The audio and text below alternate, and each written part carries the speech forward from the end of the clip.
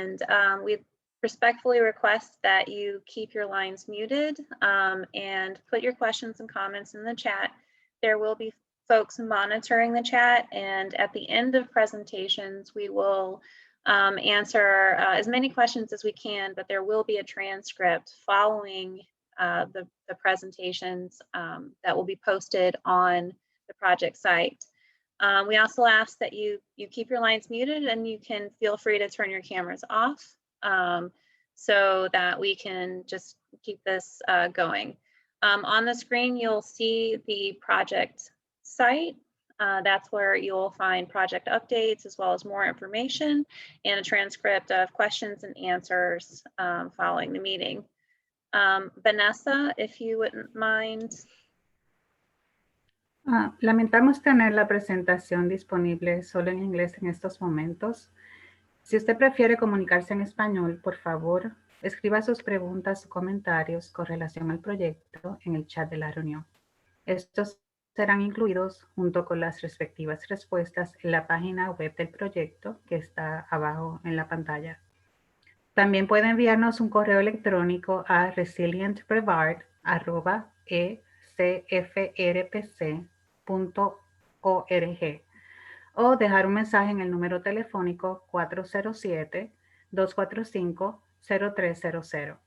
Un miembro del equipo le responderá en español. Thank you, Vanessa. And introducing Jane with Brevard County Planning and Development. Hi, everybody. I'm Jane Hart. I'm a planner at Brevard County Planning and Development. And thanks so much for joining us tonight for the first of 2 public meetings being held as part of the Resilient Brevard project. Brevard County recently launched the Resilient Brevard project to take a comprehensive look at social, economic, and functional vulnerabilities from various types of flooding in our county. The main goals of this project are to identify coastal vulnerabilities specific to the unincorporated areas of Brevard County, to provide recommendations, and then develop draft policies to reduce flood risk from natural hazards. So to accomplish these goals, the county partnered with the East Central Florida Regional Planning Council through a grant by the Florida Department of Environmental Protection. The project's further supported through Florida Sea Grant and R.W. Parkinson Consulting. And this is a great project team with a lot of relevant regional experience. The East Central Florida Regional Planning Council has performed vulnerability assessments and completed resiliency projects for many of our neighboring cities and counties to help them prepare for resiliency and also to comply with the state of Florida's PERIL of Flood statute. And so some of you may be aware of the PERIL of Flood statute, but for those who are not, the PERIL of Flood Act was signed into law by Governor Rick Scott in 2015. And the statute requires local governments to adopt goals, objectives, and policies related to flood risks within the coastal management element of their comprehensive plan. So Brevard County is currently in the process of revising its elements of its comprehensive plan to satisfy these requirements. The Planning and Development Department and the Natural Resources Management Department are collaboratively heading this effort. So ultimately, the recommendations that come out of this Resilient Brevard project will be presented at public hearings later this year to be considered for adoption into our comprehensive plan. So again, thank you all for attending tonight. Community engagement is a really important component of this project. With your input, the county will develop strategies to mitigate, adapt, and/or retreat from impacts, and draft policies to guide the decision-making process for future development, infrastructure projects, and programs in Brevard County. So with that, I'll turn it over to Lori Cox. She's from the East Central Florida Regional Planning Council, and she's going to tell you all about the Resilient Brevard project. Thank you.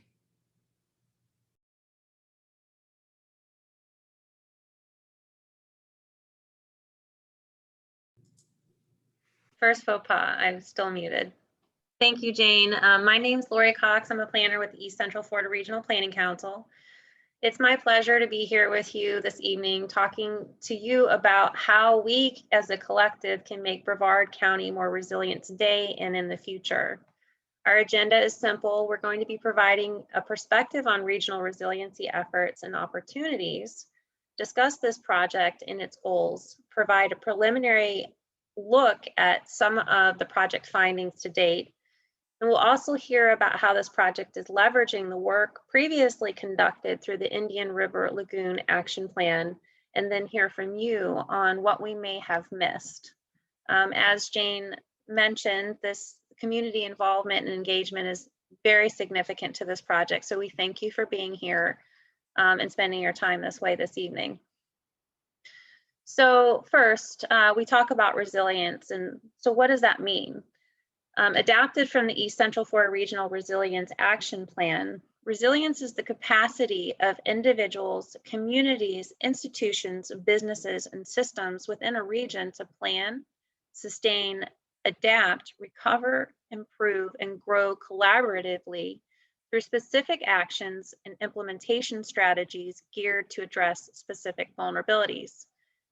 To highlight examples from around the state and present opportunities to capitalize on economic prosperity options through better planning, I'm going to turn this over to Thomas Rupert from our project team from the Florida Sea Grant. Thomas? Thank you very much, Lori. It's a pleasure to be here, and I'd like to echo that thanks to everyone for coming out or staying in maybe on a Monday night and being part of this meeting. So I just want to talk a little bit about resilience in Brevard County and the challenges that sea level rise can pose for resilience. Next. So as an overview, I'm going to start with the bad news because I want to get into the good news after that. And then I'm going to go through some examples of some actions by other local governments around the state of Florida, just as a way to help you understand some of the things that others are doing around the state. Next. So the bad news, obviously the bad news is sea level rise itself. It has been rising for quite some time now. We know we've measured about a century of rise, and that past century was not that much, but increasingly what we are seeing is that every year or two, these estimates of the future amounts of sea level rise continue to go up. Here you can see a graphic that was used by the East Central Florida Regional Planning Council in the East Central Florida Regional Resilience Plan. And the highest number there, now that's the NOAA extreme, and that's not very likely at this point, but you can see that's over 10 feet. But the plan does indicate that there's no one single curve that should be used for every planning purpose across all projects and programs, but there should be a range, and that the range should include a minimum rise of 5.15 feet by 2100 and an upper range of 8.4 feet by 2100. So in only 80 years, you're looking at major rises that will dramatically impact Brevard County under these scenarios. And I'd also like to note that while this chart stops at 2100, sea level rise will not. So this is going to be an ongoing adaptive process. And it poses a lot of serious challenges to Brevard County and its residents and businesses. A lot of these initial challenges are to the infrastructure that serves all of the citizens and businesses and residents of Brevard County. And how will Brevard County and its local and other local governments in the county confront the impacts of sea level rise on drainage infrastructure, on roads, on water quality or increased storm surge, and on erosion rates? Ultimately, one of the dangers is that local governments will no longer be able to afford to maintain the same infrastructure services in the same places to the levels which people have been accustomed. And this brings up legal issues of potential liability. And while there's generally no legal duty to build new or upgrade existing infrastructure, there is a duty on local governments to maintain their infrastructure. So trying to understand how that plays out in such a context is challenging. Next slide. So enough of the bad news. Let's get on to some of the good news. I would say the first bit of good news you have is that there is still some time to evaluate, plan, and act, at least more than some places have. There are places that are much worse off still than Brevard County. And so it's really important that the county and local governments begin to move forward to really address this so that you can get ahead of it as much as possible. Another piece of good news, as you can see here on the screen, is there is more money coming down finally as acknowledgement of just how challenging these problems are. The Building for Resilient Infrastructure and Communities program, or BRIC, from the Federal Emergency Management Association, that is a new program that FEMA is using to funnel a lot more of their money, trying to get it away from disaster management and disaster response and put it into mitigation to help decrease the severity of disasters to which we're responding. There have also been a number of announcements by Governor DeSantis's office of different monies that have been coming out and for rebuilding Florida, but even more from past storm damage. But even more importantly, money coming out increasingly to help local governments prepare for resilience moving into the future. And finally, just recently, last week, when Governor DeSantis announced that he was proposing in his budget up to $1 billion for resilience work over the next several years. So there are some real options here. And another thing that you have that's good news is you have examples from other local governments here in Florida and what they are doing already. Next slide. So just going through a few of these quickly. So Miami Beach has been acting on this for quite some time because they are worse off than you in that they have been suffering from very severe tidal flooding for a long time already. They jumped right into major infrastructure work, elevating roads. You can see in the upper right-hand side, that road is higher than the sidewalk where the tables are. It didn't used to be that way. That was a project that they jumped into and elevated roads in this part of Miami Beach that were consistently flooding at high tides. But they did this so quickly, they did seem to run into a number of different technical, legal, and financial problems with their work because they moved ahead so quickly. And it also, in some cases, ended up causing pockets of resistance to what they were doing. For example, one issue that arose was, what do you do about the stormwater coming off of private properties that used to flow into the road if the road is now elevated? And so in response, Miami Beach really began to take a bit of a step back, and they worked a lot harder to engage the public and have public meetings with proposed plans before embarking on major projects. And yet still, the approach in Miami Beach is largely about generating more revenue, increasing their property tax base, and generating more fees in order to pay for ever larger infrastructure projects. And so this might not necessarily be the best model for Brevard County, just because the density of development that Miami Beach has is quite unique, as is the property tax value that they have at their disposal to generate funding through fees, assessments, and property taxes. Next slide. Monroe County has also been active for a number of years in this area. They began in the early 2010s to talk about, they began in the early, over 10 years ago, to really taking a look at their carbon footprint and working towards addressing energy efficiency in county operations. And luckily, what they discovered is this was actually saving them quite a bit of money. And they've really expanded on that since. The Green Keys program in Monroe County also included a look at adapting to rising sea levels and developed a 5-year plan for how to address them, including creation of specific budgets, allocations of staff time, potential funding sources, and the timing for doing this. Then about 6 to 7 years ago, the county really began to dig in to the challenge it faced with its 311 miles of roads owned and operated by the county. This led to creation of a long-range plan on how to proceed, which began with very extensive and expensive data gathering. The data then fed into calculations for estimations of future water levels, which was then used as a basis to set interim road elevations at a level estimated to not result in more than 7 days of annual flooding by the end of any given road improvement project.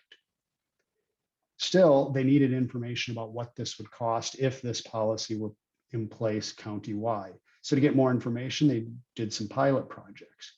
And based on pilot project data, the county began trying to understand the overall potential costs of their policy decisions.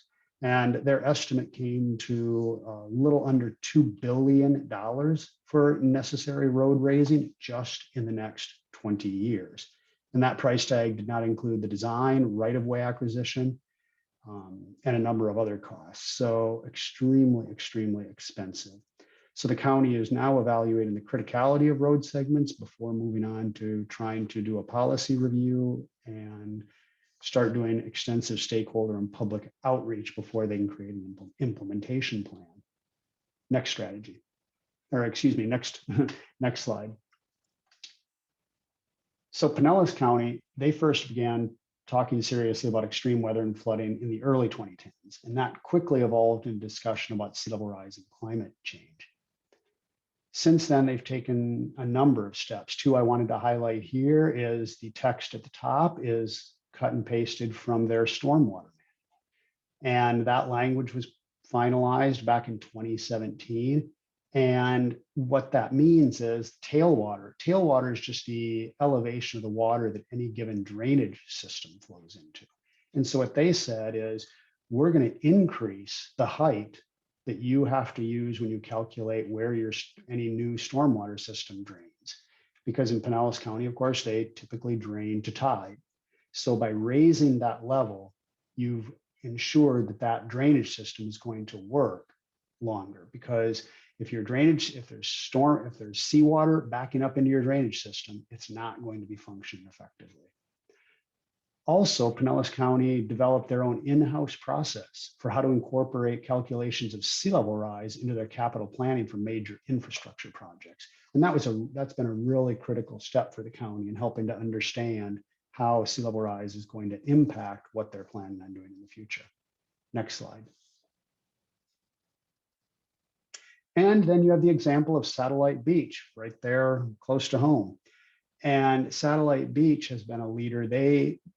For such a small town, it's pretty impressive that they did one of the first, an early vulnerability assessment back in 2010. And they did that with Dr. Randy Parkinson, who you'll be hearing from later. And then in coordination with the East Central Florida Regional Planning Council, they have been leaders really in involving the public in planning for climate change and sea level rise. They were also one of the first municipalities in Florida to adopt and then spatially define what are called adaptation action areas that are noted in statute. And just less than 2 years ago, a colleague and I worked on a set of policy recommendations for resiliency for Satellite Beach. They have now adopted several of those recommendations and are awaiting final approval from Florida's Department of Economic Opportunity. And some of those recommendations, including not accepting dedications of new infrastructure unless that infrastructure was built and meets the current standards that the city of Satellite Beach would use for building its own infrastructure. And also seeking to limit some of the city's duties on infrastructure if they are simply unable to fulfill them due to changed environmental conditions. And finally, they're also considering providing notice of sea level rise, climate change, and the impacts to permit applicants, but that is still in process. Next slide, please.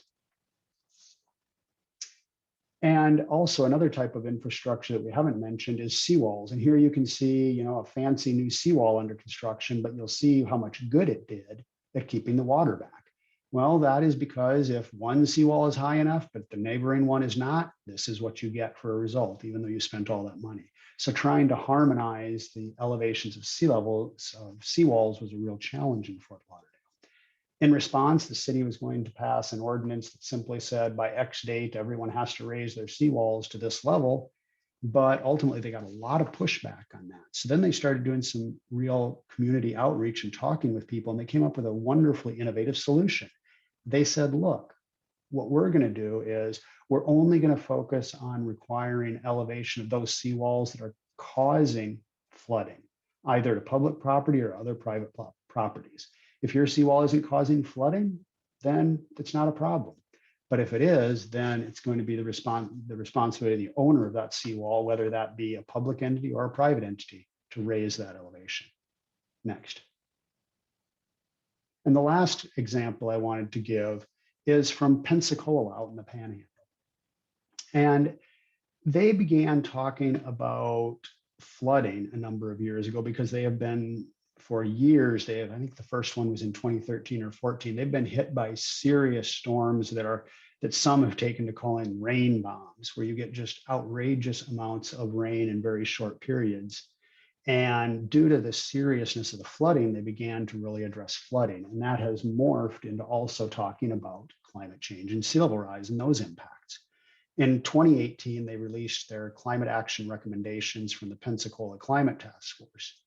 And then you can see just more recently, they were awarded a $75,000 grant from Florida's Department of Environmental Protection to study the impact of sea level rise on the city. And I wanted to end on this because I think it's a really good lesson for local governments that rather than avoiding this issue, the more you actually jump into this issue and become active and start learning about the challenges you face, the easier it actually is going to be to have access to the increased funding that is coming out.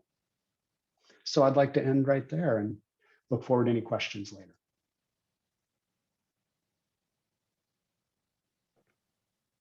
Thank you, Thomas.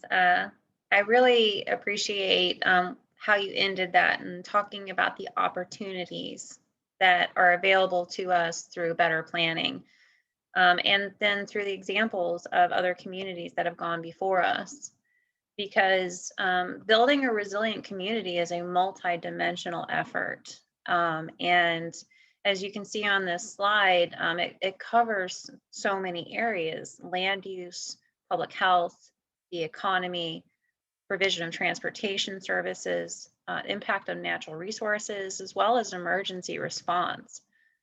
So, and that's where we come to this study and meeting the peril of flood requirements in the comp plan is a good framework for initiating that effort. So as Jane mentioned before, Governor Rick Scott in 2015 through Senate Bill 1094 codified into law a statute known as the peril of flood. This statute requires the consideration of future flood risk from storm surge and sea level rise in certain parts of local government comprehensive plans. And as a result of the peril of flood statute, sea level rise is recognized as now one of the leading causes of flood risk that must be addressed in the redevelopment principles and strategies that reduce flood risk in coastal areas from high tide events, storm surge, flash floods, stormwater runoff, and the related impacts of sea level rise. Through this process, the development of best practices that can be implemented through planning are also stressed, as well as site development techniques. So the law changes the requirements for flood insurance as well, requiring local governments to include a redevelopment component oriented towards flood risk reduction when drafting comprehensive coastal management plans, and requires surveyors and mappers to submit elevation certificates to the Division of Emergency Management within 30 days after completion of the certificate. So what that means for Brevard is, as I mentioned, this is an opportunity for Brevard County to identify approaches to adapt, avoid, and recover from the impacts of natural hazards, while also positioning the county to take advantage of potential economic prosperity opportunities through better planning. And so for this project, we have it divided into three main strategies, or three main tasks: the vulnerability assessment, community engagement, and strategy, policy, and engineering solution development. We're conducting a vulnerability analysis through this study to identify current and historic areas within unincorporated Brevard County that are at risk to flooding, storm surge, and coastal inundation. We're also identifying areas vulnerable to projected sea level rise in anticipated new storm surge areas. And we're identifying assets of concern in the community developed through our desktop data analytics, as well as community engagement via the online survey many of you took and through meetings like this. The intent of the study is to develop comprehensive plans, strategies, and recommendations that address the peril of flood requirements and support long-range planning tailored for the community. The strategies and best practices ultimately developed through the study frame resilience in the context of avoiding, adapting, and recovering from natural hazards. Here's a good example of what that looks like, just in a simplified graphic. It's a much more complex issue, but you look at the graphic, and this is kind of what we talk about with mean high sea level rise, storm surge, and the impact of flood events. What's notable in this is that flood impacts will occur at the coast, including coastal erosion, but also more inland, including saltwater intrusion, subsidence, and nuisance flooding. So as part of the vulnerability analysis, we'll be using a variety of data to look at flooding from the FEMA flood insurance rate maps, other areas known for flooding, and nuisance or frequent flood areas. These areas are generally low-lying areas that flood during extreme high tide events. As sea level rises, the number of extreme high tide flood events are expected to increase number and duration. So we're identifying critical facilities located within existing flood areas and modeling storm surge, sea level rise, and then layering storm surge areas with projected sea level rise for the years 2040, 2070, and 2100. These years are useful for planning purposes because many of the critical facilities we utilize today and are planning for in the future have functional lives that fit within these timeframes. So here's an example of some of the data that we've kind of come up with through the vulnerability analysis on the GIS side or the Geographic Information System side. To give you an idea of what we're looking at, this is current storm surge. So the red areas are depicting the areas that are within the Category 1 storm surge area. Orange is Category 2, and yellow is Category 3. When we look forward to projections for sea level rise based on the curves that Thomas discussed, in the year 2040, we may experience up to 1.22 feet to 1.85 feet of sea level rise for the areas that are depicted in the darker blue. Going forward to 2070, we may experience up to 2.85 feet to 4.475 feet of sea level rise for the areas also depicted in darker blue. And then for 2100, we may experience sea level rise up to 5.15 feet to 8.48 feet of sea level rise. And these are all ranges, again, because we can't truly predict, but we can project based on the best information available, and we can plan accordingly today to prevent problems in the future. So it's better planning through better data, and it gets better every day, but we know that we can't not act today. So these ranges give us some good insight into what we can do today to prevent hazards in the future. As part of the vulnerability analysis, we've also implemented community engagement. So we want to make sure that the community is aware, informed, and activated as part of this process, and that we consider local preferences and concerns in the strategies that we develop to be implemented through future actions.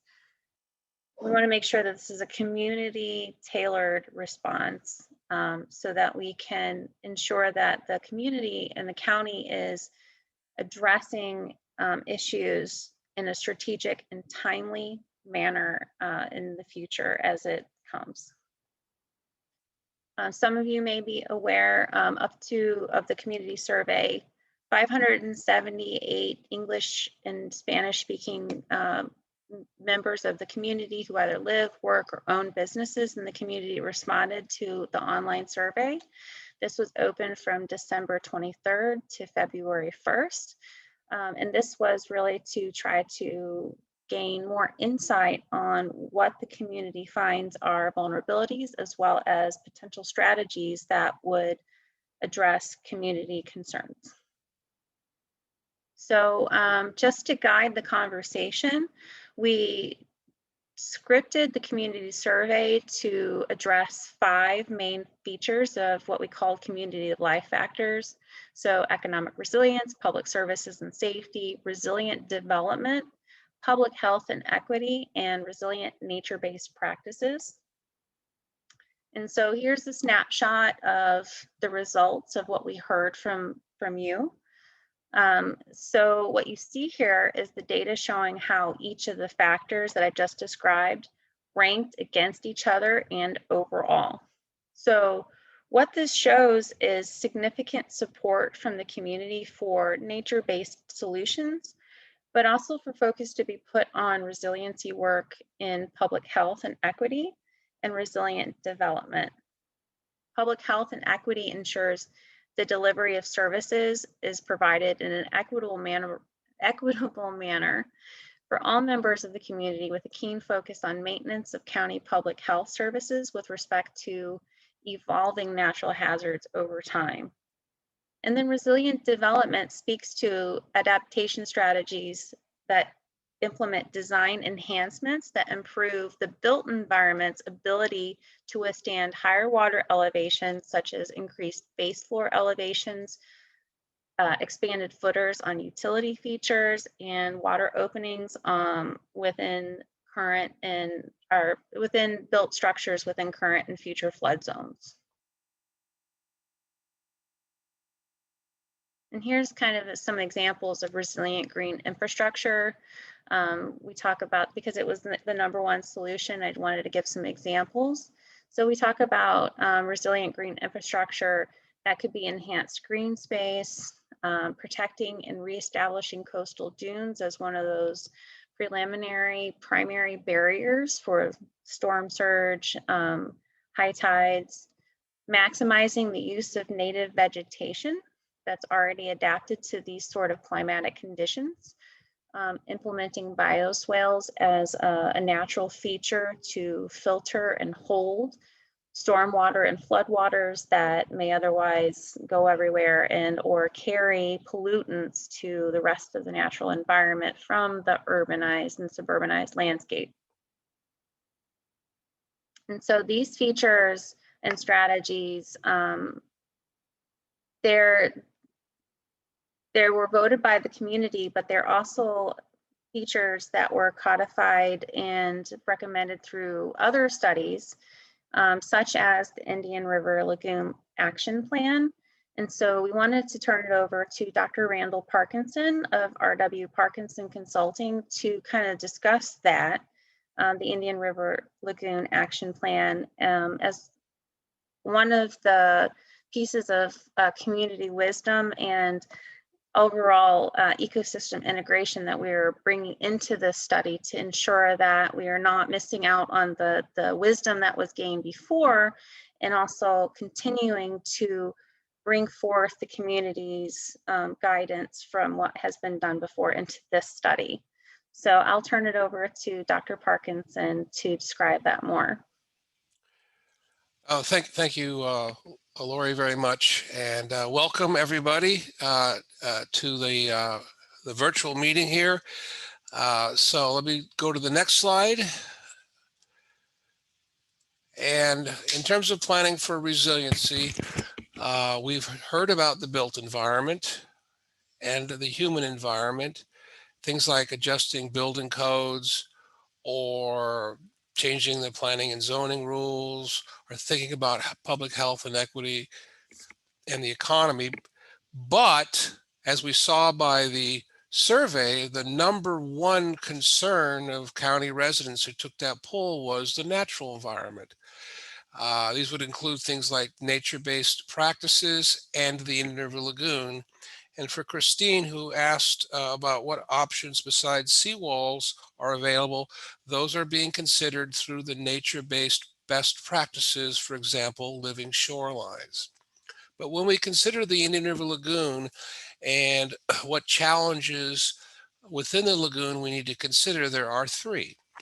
There are living resources, there is water quality, and there is our habitats that we need to think about in terms of how will climate change or the peril of flooding issues affect those, and how can we best prepare to limit or mitigate those effects. So next, in order to assess the vulnerability of those three key components of the lagoon to climate change, we consider three things that are specific to the peril of floods, which is the focus of this investigation. The first is changing precipitation patterns, which can lead to flooding when you have more intense rainfall events, just simply flooding places and inundating them with fresh water. Increased storminess. These are the storm surges that Lori mentioned before. The climate models suggest that the frequency of intense tropical storms and hurricanes will increase, as will their frequency, and this will flood more areas with salt water as opposed to fresh water. And finally, sea level rise, which is sort of a long-term trend in which we see a beginning of nuisance flooding, and then the areas become more and more flooded for longer periods of time. So these are also going to impact the Indian River Lagoon. So next, as Lori mentioned, I was the lead on a 3-year study or analysis of the effects of climate change on the Indian River Lagoon. It included the 3 climate change attributes that this project is focused on: precipitation, storminess, and sea level rise. And at the end of that study, produced a climate-ready estuary action plan.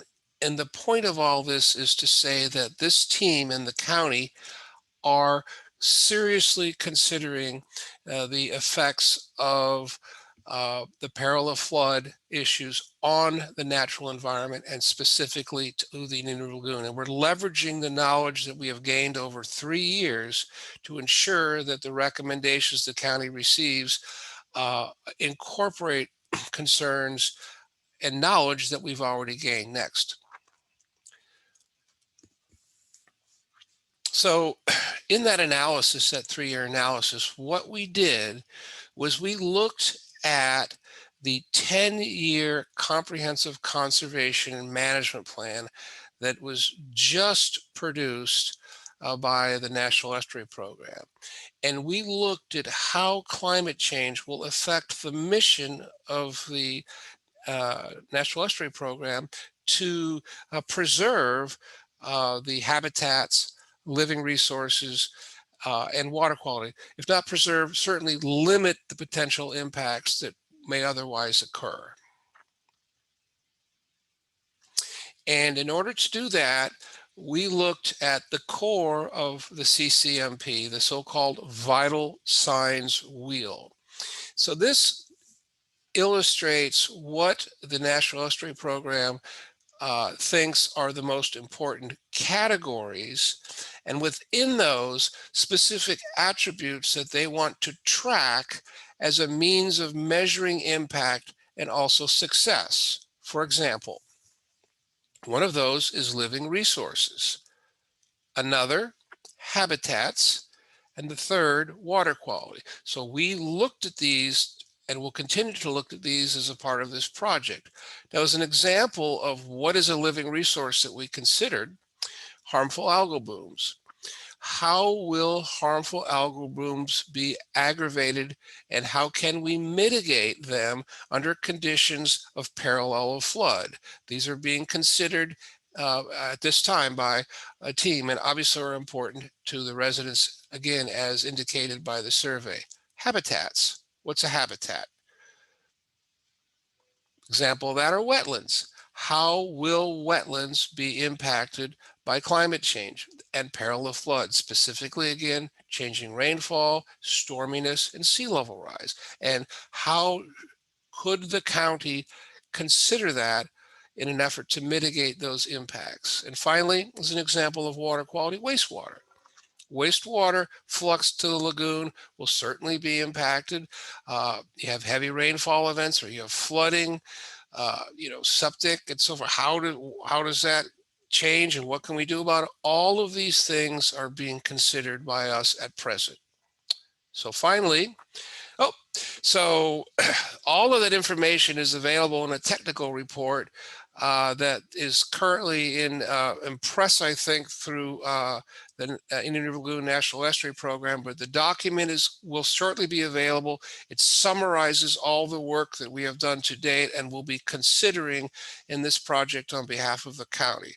So rest assured, last slide, that the natural environment is on equal footing with the human environment and the built environment with regards to planning for resiliency in Brevard County. And thank you so much for participating.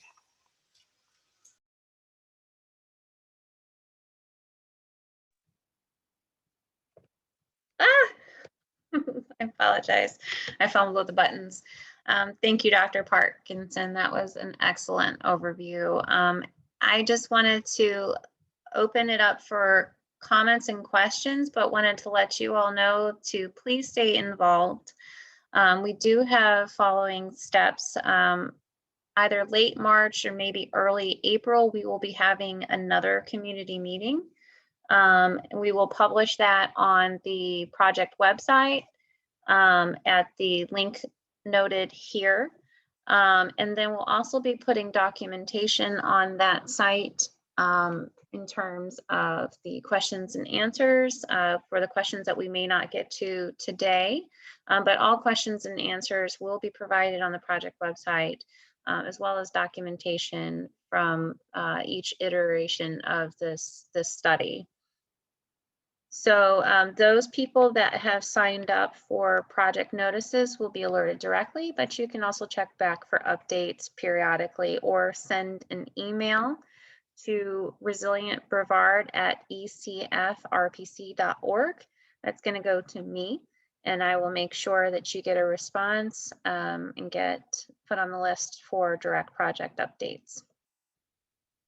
So that being said, I open it up for questions and comments. We have Tara, who's with me with the East Central Florida Regional Planning Council. She's going to be going through the chat and serving up some questions for the project team. Great, thank you, Lori. So the first question came in as what is meant by not accepting infrastructure dedications? And I know that Thomas did put an answer in the chat, but for those who may have missed that, Thomas, do you want to go ahead and reply? Absolutely, Tara. Thank you. And thank you for the questions. I've seen a lot of great questions in the chat, and I hope we can get through a lot of it. Dedication of infrastructure. Very often, what that means is very often when a private developer is developing, doing a development, it's frequently a fairly large area of private land that they're developing. And what the developer will do is they will create the roads and the infrastructure that includes water supply system and sewer system, drainage system, and the roads. And then frequently, once the development is completed, the developer will then go to the local government and say, here, I'd like to just give you the roads, the land and the road and the infrastructure within that road right of way. And that's been a fairly common practice. And typically local governments accept that dedication because the local government feels that it's its responsibility to take care of infrastructure and that way the public has free use of those roads. And in many cases, that seems to be fine. Right? Because, the people that are living in that development are paying the same property taxes as everybody else. They're contributing to the upkeep and maintenance of that infrastructure. The local government didn't pay to create it, but there can be problems. There have been problems when, for example, the infrastructure was not built properly and it becomes a maintenance nightmare for the local government at great expense. And what we have also seen is cases where a local government accepts a dedication of a road or accepts infrastructure ostensibly for free, but that infrastructure was subject to severe erosion and flooding.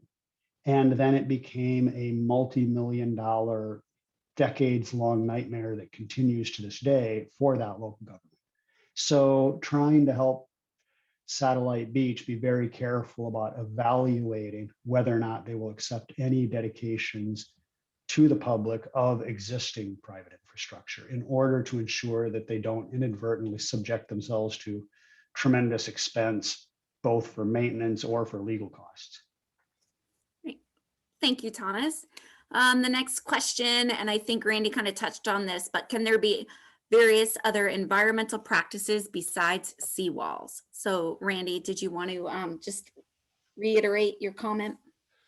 Yes, I think there are, seawalls are put in areas where there's a problem today, but we are looking at living shorelines as an example. Consider things like if we anticipate, I think this was another question about, development in 2040, how do we prevent it? But for example, if the county is well aware of areas that are likely to be high hazard, it could be accommodated in their comprehensive plan where they sort of know, okay, this building or whatever is going to be 60 years old before it reaches its the limit of its functionality, or its, as they say, their design life. Where will the shoreline be at that time? And perhaps factor that into where the building could be sited such that erosion and seawall are not a problem because it's been properly sited. So importantly here, the vision will be to provide the county with a knowledge of that with which it can then make decisions on how to address that through their own codes and so forth, and presumably then reduce the need for seawalls. Great. Thank you, Randy. So the next question is probably for the county. What is the state of county retention ponds? Are they periodically inspected for unobstructed flow and drainage clearance? Do we have any canals running water from communities into the St. John? If we do, are they inspected periodically for unobstructed flow? If not, maybe funds that do that as well as other projects. If you guys are able to address that question.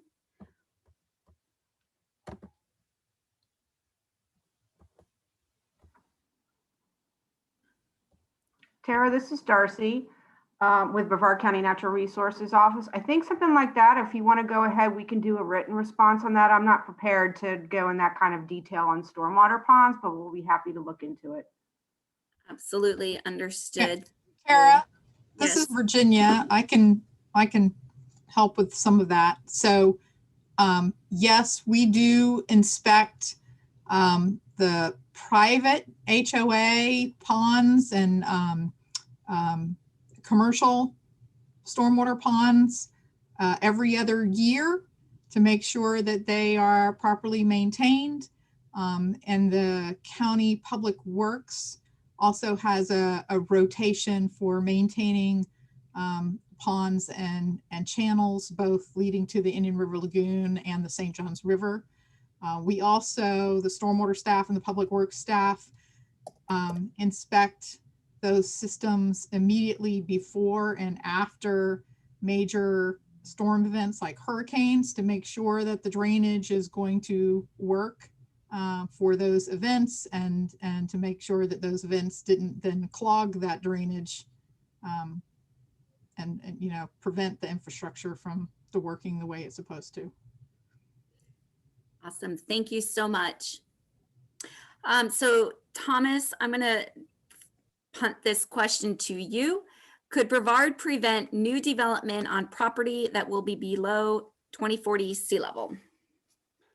Well, thank you. I saw that question. It's an excellent question. And what is interesting about that question is, I think in a way it's being framed as a legal question, but it's not really just a legal question. It's actually really a question that also really brings into focus the community's values and their vision for the future and future generations. So can it be done?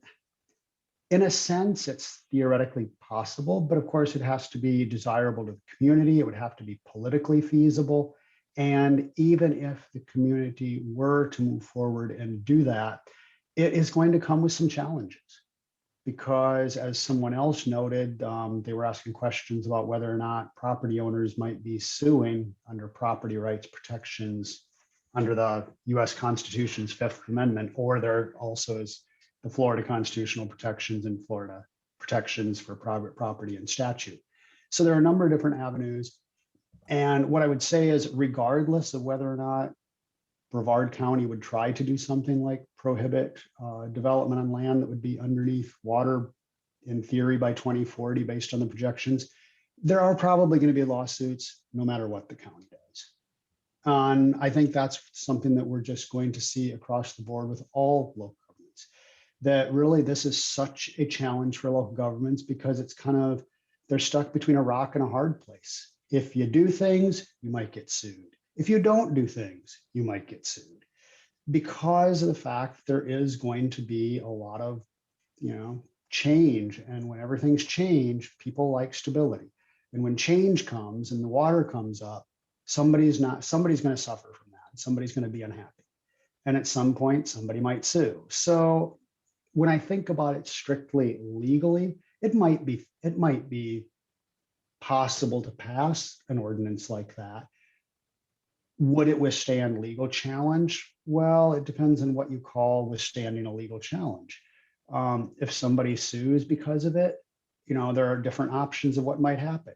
A court might say, no, you can't do that, Brevard County. But more than likely, I don't think that would necessarily be the problem. If there is a problem with a lawsuit, it would more likely be because court might say, yeah, sure, you can do that, Brevard County. But since this property owner can no longer do anything with their property, you have to pay them. And so there is no, I would love to give a simple, easy, straightforward answer, but I really don't think there is one. And that's why I think it's so important that people get engaged, try to understand the issues and just how difficult it is, because there are no simple solutions. And anything that people try to do, I think really you need to be basing it on kind of the community's values and their vision for the future. So I'm hoping I kind of addressed a couple of questions there. I'm not sure if anybody's going to be fully satisfied with that answer, but I think it is the way I see the reality of it. Thank you, Thomas. It is certainly an evolving landscape. Literally and figuratively, Tara. All right, Lori, the next one is a question for you, but also, a comment about will Brevard County invite coalition groups like the Marine Resource Council and Indian River Lagoon groups to share their knowledge of the area with you. They have tried and true measures to offer in how to avoid rise of future sea level. Thank you, Tara. I think Dr. Parkinson would actually be better to respond to that. Am I correct? Thank you, Lori. And to answer Christine's question there, during specific to natural resources, the MRC, the Indian River Coalition, Sea Grant, just many organizations that you have alluded to that had an interest in a mission were involved in helping us strategize, rank, and recommend the best path forward for the lagoon. So their knowledge was contributed to the how we looked at. So for example, we developed ideas and so forth that we sent them out for review. I personally know many of the leadership in the organizations you're referring to. So I feel confident that the document that we prepared for the National Estuary Program reflects the concerns and incorporates the knowledge and experience of all of the NGOs in Brevard County. But great question or suggestion. Thank you. Next question is, how is coastal area defined in state statute shown in the prior slide? And I apologize, I missed which slide that was. Would this include all or some of Brevard County?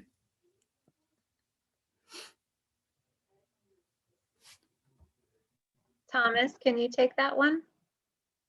I would like to, and I can't recall. I can't recall right now offhand what those specific definitions are. I do know that the state does have a specific list of local governments that are required to prepare a coastal management element for their comprehensive plans, but that's different, I believe, from this coastal area. It could be that it was referring to the coastal high hazard area, which is, if I'm not mistaken, defined as the 100-year storm event. There's a specific model that's used by scientists to evaluate a 100-year storm event in the coastal area. And I believe that might be what is referred to in that slide, but I would have to go back and double check the slide and then go into the references. Right, Thomas. So you're right. So the coastal high hazard area is any area that is below a Category 1 storm surge. And so there's state legislation about development that occurs in that area. And then, yes, in terms of coastal, in terms of Florida, is communities that are required to have a coastal element. So for Brevard, it would encompass all of Brevard because Brevard is has to have a coastal element. So, all right, let me go to the next question.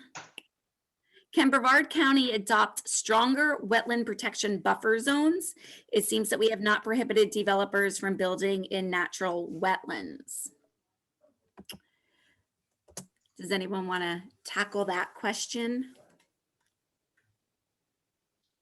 I mean, I could chime in and I would say that my response would be very similar in some ways to the earlier question I gave, which is, yeah, the extent of wetland buffers is something that the local government can determine within reason. And again, so I think it's a question of values. How much are you willing to limit the use of land in order to gain that benefit? And that becomes very much a values and political consideration. Thank you, Thomas. And I skipped a question, so I apologize. I missed some, and we'll go back again before we get off. But can Brevard County force FPL to put power lines underground?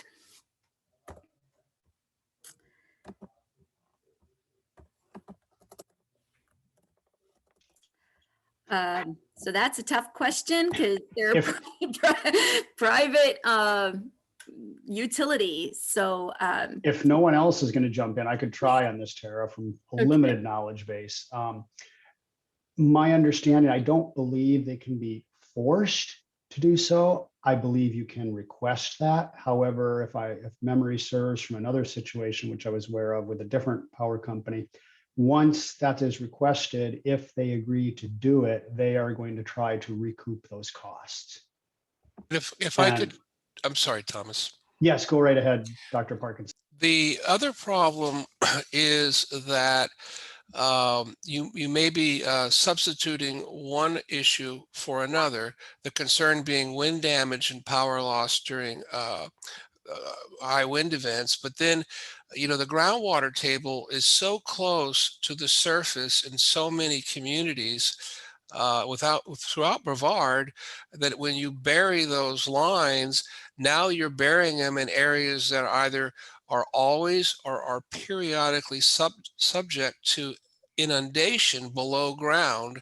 And how do you ensure that the flooding, just the environment in which your cables are laid in order to avoid any kind of contact with water? You know, that's a monumental engineering challenge that would have to be considered. So unfortunately, it's not that simple. Where we do see underground power infrastructure and so forth, they're generally in areas where the groundwater table is 5 or 10 feet below the surface. And that could be in some of the few areas in Brevard County where we actually have elevations that would allow that. But most of the county, the groundwater table is just too close to the surface to make that an easy replacement design concept. Thank you. That is, if I could just jump in, that is an excellent observation, Dr. Parkinson. I would even add to that another one now that you've got me thinking, which is coastal communities. Sometimes if they have a major storm, there have been coastal communities that had underground lines, and they actually had far more troubles getting their electricity back, because during the storm surge, it moved a lot of sand into public rights of ways, so much so that they were bringing in heavy equipment to move the sand. They destroyed a lot of the above ground junction points for their electrical system and had to go find them, dig them up, and repair them. And it was really difficult and costly. So the power companies, I think, are really hesitant to just think that undergrounding is a great solution. Great, thank you. Okay, another question. How do you plan to work with cities that are in Brevard and adjacent to unincorporated areas? Well, I could just speak because I sit on the City of Melbourne's Energy Efficiency and Beautification Committee, and there are many municipalities that are getting City of Melbourne is conducting an analysis just like this right now. Mm-hmm. And I believe Canaveral is, and a few others. So logically, as this matures, this effort here, there will be some discussion, presumably. Certainly all these communities know what they're doing. And so I think, and they're required to answer the same questions because they got the same grant from the state. So I think the state is doing a good job, and the municipalities within the county have been very successful in submitting proposals that have been funded. So this is taking place. Certainly the larger one, Satellite Beach, an example. I think Cocoa Beach, there's a number of them that are going through this and will continue. So I think this is happening not only in the unincorporated, but also the incorporated areas of the county. Right, and I'll add on to that, Dr. Parkinson, thank you, is that the Regional Planning Council has been working with a number of the communities in Brevard County, some of the communities that you have talked about. So we do have, their surveys and their direction and their comp plans that we helped. So we are working through this with that information in mind, so that the different communities are not going in the different directions, even though you all are your own entity and have your own priorities. We obviously need to make sure that what the county and the cities do, that they don't interfere with it in a county-wide approach. And then Sarah Crum from the Space Coast TPO, she had to jump off, but we are also working with them. She wanted to plug her resilience transportation project that they have going on. So even the TPO is looking at transportation through a resilience lens. So making sure that we are all having the same conversation and heading in the same direction is going to be really important as we move through this. So our next question is: the coastal impact of stronger hurricanes as important as the flooding? Is storm and rain events the primary reason for flooding, as compounded by higher water level in fall and sea level rise? So I'm going to hand that to Dr. Parkinson. Thank you. So there are, when you think about flooding, there's sort of two ways in which flooding occurs. One is an event. So events are seasonal. High rainfall events typically occur in the summer. And then we'll have heavy rainfall, and it just overwhelms the existing stormwater system because it wasn't designed for that, and it backfloods into areas that may contain septic and so forth. Then you have episodic events from our storm season, hurricanes and nor'easters, which can include not only heavy rainfall with fresh water, but also salt water that then is driven into areas that are not normally under salt water, receiving that kind of fresh water. And that then overwhelms systems and floods areas and systems, you know, your sewage lines and that are maintained by the county or the city, you know, these may be a problem. So we have those.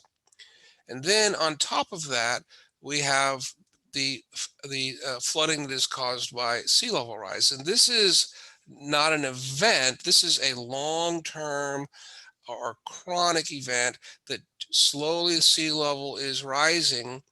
But on top of that rise, then is a storm surge. So as sea level rises higher and higher, the storm surge is on top of an ever higher sea level elevation. So the storm water depths are greater and their penetration inland are further. So it's not really one or the other. We have to consider all of the sources of flooding, and they all have some similar but also unique attributes that we have to consider independently on that. I see there's another question from Sandra here, may I, that says, for clarification, a hurricane and hurricane rain events from statistically more Cat 4 and 5 are the primary reason for projected flooding? No. As I mentioned, the hurricane landfall is just one of the three peril of flood attributes that we have to consider. The climate models say that we will get more stronger hurricanes. So that in itself is a problem. But even the Cats 1, 2, and 3, while they may not be occurring more frequently, they are occurring on top of a rising sea level. So even though the wind speeds will still be Cat 1, 2, the extent of flooding will increase because over time they are occurring on top of a sea level that is rising. Thanks. Great. Lori, did you have anything to add about the modeling?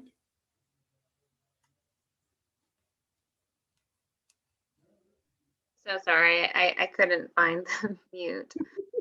Yes, we are modeling sea level rise as well as sea level rise on top of, or storm surge on top of sea level rise to give us a better view into what the future looks like in terms of those natural hazards. So stay tuned for the future meeting as well as publications from this study, because we will be providing that as well. Great, wonderful. So as economic factors also need to be considered, groups like the Chamber of Commerce and HBCA should be consulted with. And that is definitely groups that we can reach out to. Did anyone have any comments on that?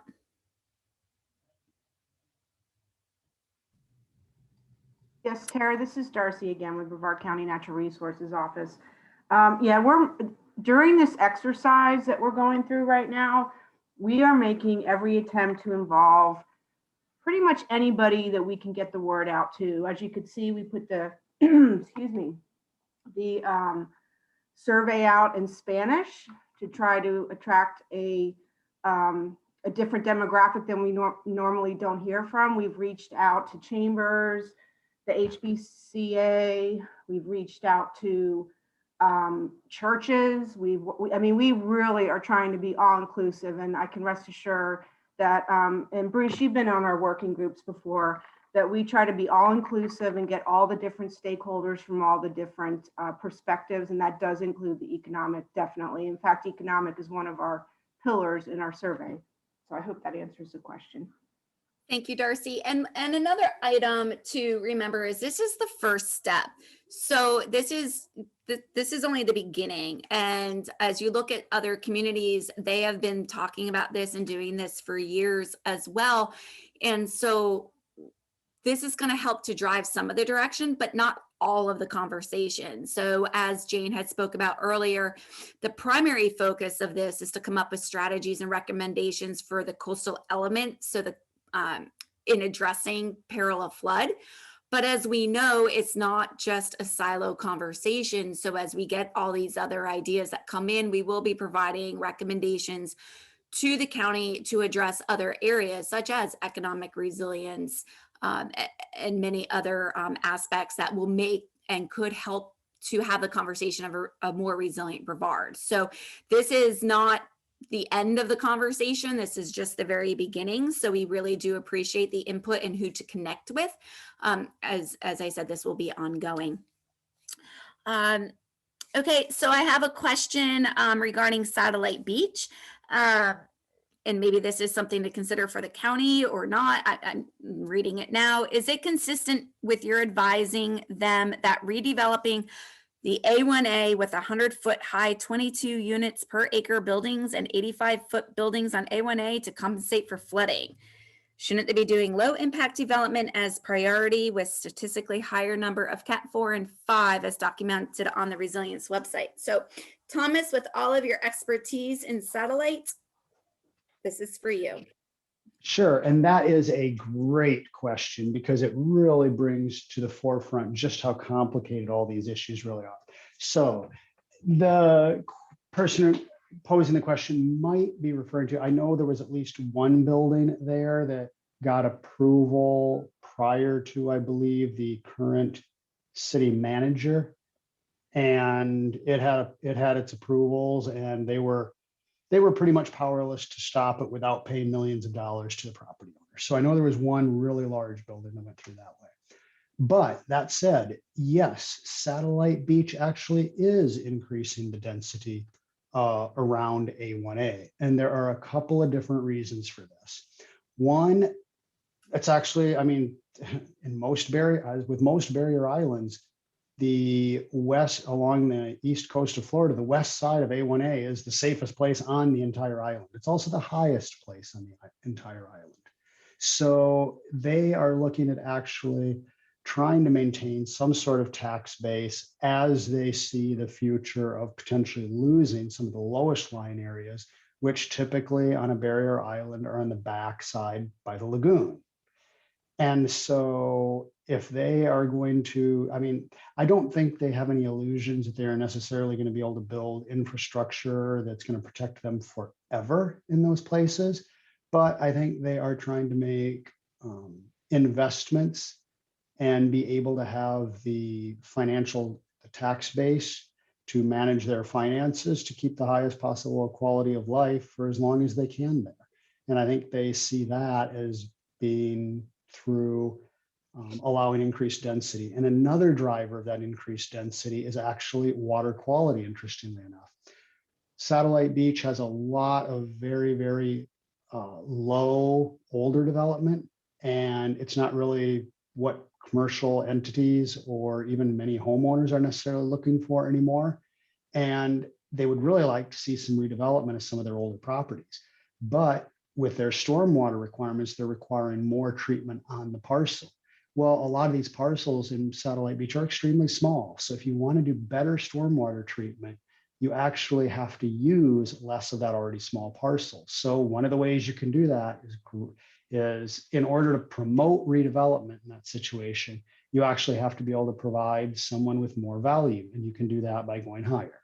So there are it's kind of a catch-22. If they don't do redevelopment, it's hard to attract more economic activity and maintain the vibrancy of the community. But if you want to promote better water quality and you want better on-site stormwater treatment, then you're going to allow less of an already small property. So where's the value? If there's not a value, you're not going to get for the developer, you're not going to get that redevelopment. So there are just a lot of factors, and it was really interesting to me working with the city and trying to understand their thought processes there and how complex it really is. It unfortunately is never as easy as I would like to believe at the outset. Thank you, Thomas. So if I'm reading this question right from Christine, if there are homes to be developed in low-lying areas, should they have a buyer beware statement? I'm guessing is what she's asking. So Thomas, did you want to get into that? I know that obviously everybody has to do their due diligence in purchasing a home and looking to see if it's in low-lying areas. But I know Satellite Beach is obviously progressive in trying to make everybody aware of where their home is and the vulnerabilities it faces. So did you want to address that, Thomas? Yeah, I'd love to. That's another great question. It's something that I've been advocating for since I began working with Florida Sea Grant over 10 years ago now. And again, in that spirit of it's never as simple as you think it's going to be, I thought that would be a fairly simple lift because there's no legal or financial liability to a local government or even to the state government if they require that type of information be provided to potential purchasers.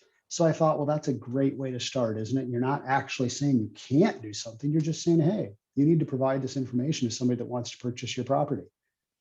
It is actually extremely difficult to get that done politically.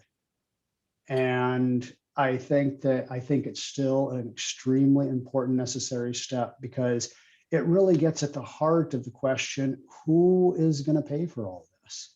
I think there's a lot of, from some people, it seems to be there's an assumption that, well, somebody ought to pay if my property goes underwater, right? I mean, somebody's got to pay me for that. And part of us may feel some sympathy for that because you don't like to see people's property going underwater. But then on the other hand, you start to ask yourself, well, with something like an estimated $3 trillion of coastal property set to go underwater by 2100 along the eastern seaboard and Gulf of Mexico, who's going to pay that $3 trillion? Mm-hmm. And I don't think that local governments alone have the money to do that. I'm not sure the federal government has the money to do that. So, I mean, it's just really this massive challenge about who pays. And I think we should be putting people on notice that when you purchase this property, it's not necessarily assured that this kind of past mentality of purchasing property and then watching it appreciate in value over time and using it as a cash machine, that's not necessarily a viable way to view coastal property in the future. Mm-hmm. Great.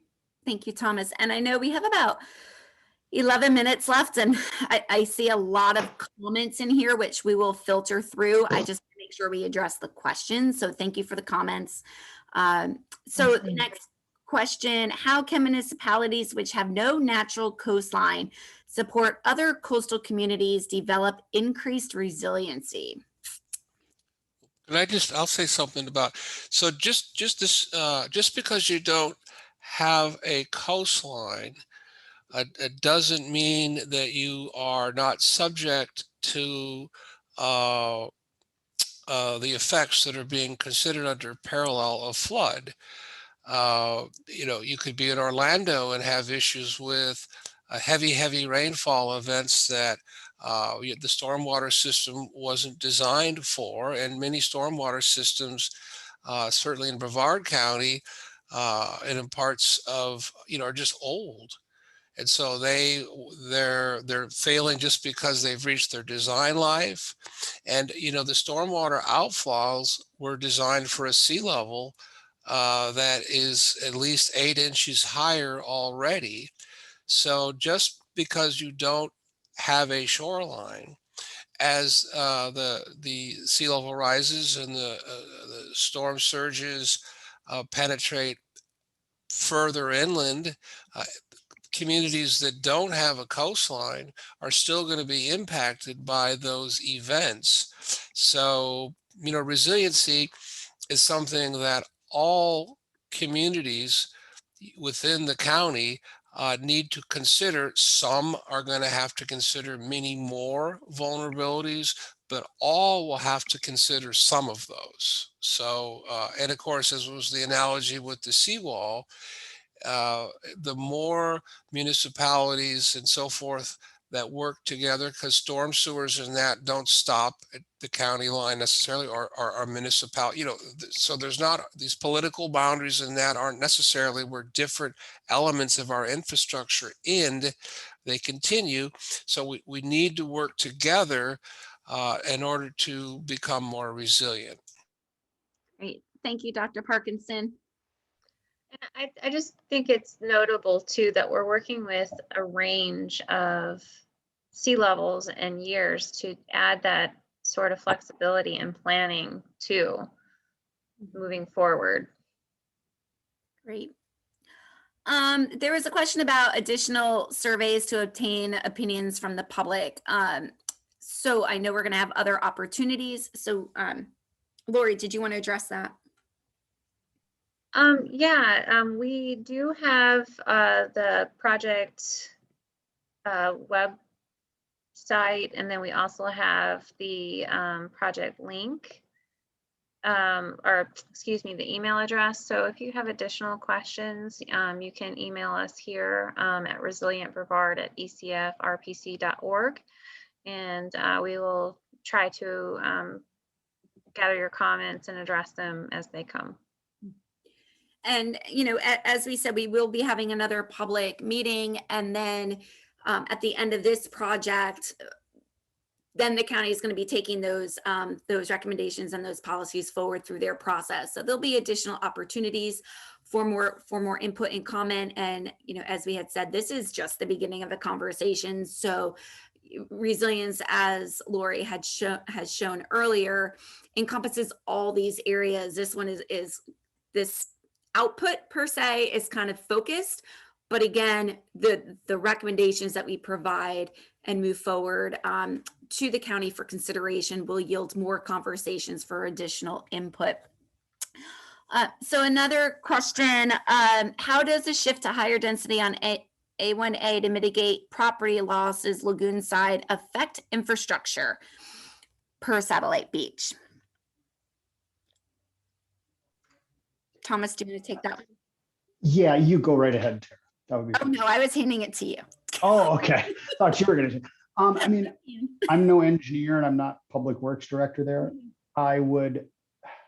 My guess, and this is just a guess, is that actually it's probably a fairly efficient way to utilize existing infrastructure, I would hope. And that, you know, one of the most expensive things with drainage and infrastructure is just sheer length of the infrastructure. And that's true of many types of infrastructure. Those construction and maintenance costs are based on length. So typically the per unit area cost of infrastructure drops dramatically as density increases. That's kind of the general rule. So hopefully that's applicable in the situation of Satellite Beach. Right. And then of course there's the idea of, do you keep trying to increase and improve infrastructure in low-lying areas that are vulnerable, or are you going to spend money and provide the infrastructure in areas where you can redevelop that are less vulnerable to these hazards? So it is definitely conversations that need to be had. And I'm still looking through, I see a lot of comments. I'm looking through for questions. So, oh wait, I just missed one. Will low impact development be part of your county strategy? Lori, do you want to address that one? Yes, definitely. It's part of the toolbox of strategies that we'll be recommending to the county. I couldn't cover every possible strategy just for the length of this meeting and the ground that we had to cover, but it will be one of the tools in the county's toolbox moving forward, and the potential to be adopted into the comp plan coastal element. So it's just because we didn't directly mention it in this meeting, we will be recommending that as part of the strategies for the county to move forward. Great. I don't see any other questions. So are there, we have about 4 to 5 minutes left if anyone has any last minute. Otherwise, Lori, if you want to go ahead and wrap it up. Sure. If there aren't any more questions, we want to thank you for spending your evening with us and contributing to the resiliency of Brevard County as well as the municipalities. We want to ensure a vibrant future in sort of uncertain environmental natural hazards and conditions moving forward. But we want to thank you for providing your input, and Please take note of the project website noted at the bottom of the screen, as well as the email address on the page. If you have any other burning questions or comments, feel free to email that link, and we will try to address them as they come. And then if there's anybody else that needs assistance beyond emailing or accessing the project website, you can also call the East Central Florida Regional Planning Council and get to me at 407-245-2300. So we thank you for taking time to help Brevard County find the most appropriate ways to avoid and overcome the perils of flood. And we look forward to speaking with you through future iterations of this project.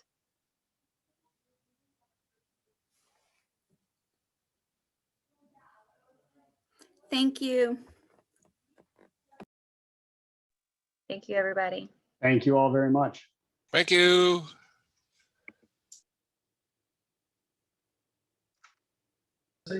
Thank you, everyone.